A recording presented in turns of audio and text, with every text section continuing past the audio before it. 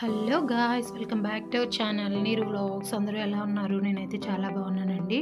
ఈరోజు వచ్చేసి రథసప్తమి స్నానాలు మా ఊర్లో చూసేయండి. అది రథసప్తమి అనేది మాఘమాసం శుక్లపక్షంలో వచ్చే సప్తమి నాడు ఈ రథసప్తమి మనము జరుపుకుంటామన్నమాట. అయితే ఈ రథసప్తమినే మనం సూర్యభగవానుడి జన్మదినం అని కూడా అంటామన్నమాట. అయితే ఈరోజు పుణ్యనదుల్లోనూ ఇలా సముద్రాల్లోనూ స్నానాలు చేస్తే మంచిది అని అంటారు.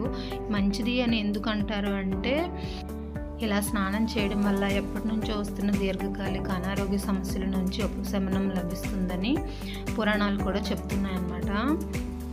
సో మా దగ్గర అయితే ఇక్కడ మా ఊర్లో అయితే ఫుల్ క్రౌడ్ ఉంటుంది. ఇలా చుట్టుపక్కల నుంచి వేల కొలది జనాలు వచ్చేలాగా స్నానాలు అవి చేసి వెళ్తుంటారు.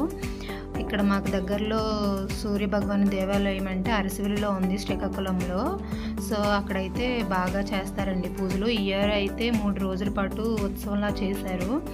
ఒరిస్సాలో అయితే కోనార్క్ టెంపుల్ ఉంది కదా, అక్కడ కూడా ఇలానే చేస్తారు పూజలు.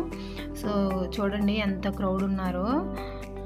మా ఊర్లోనే బీచ్ ఉన్నా మేమైతే డైలీ రామండి. ఇలా దసరాకో లేకపోతే ఇలాగ రథసప్తమి నాడో వస్తాము. వచ్చి చక్కగా ఒక శివుడిని అయితే తయారు చేసుకొని పూజ అది చేసుకొని నమస్కరించి అక్కడ స్నానాలు అవి చేసి డైరెక్ట్గా అయితే గుడికి వెళ్ళి తడి బట్టలతో అక్కడ దర్శించుకొని అయితే ఇంటికి వెళ్ళిపోతామండి. మనకు ప్రత్యక్షంగా కనబడే దేవుడు ఎవరైనా ఉన్నారంటే అది సూర్యభగవానుడేనండి. అయితే ఈరోజు సూర్యభగవానుడు ప్రత్యక్షమై తన 7 గుర్రాలని ఎక్కి ఒక బంగారు రథంపై వస్తాడని ఒక నమ్మకం అనమాట. సో అదండి ఈరోజు వీడియో. మేము ఇలా బయట ఉండడం వల్ల ఊరిని చాలా మిస్ అవుతున్నామండి. సో మీ దగ్గరలో ఎక్కడైనా బీచ్ ఉంటే నాకు కామెంట్ చేయండి.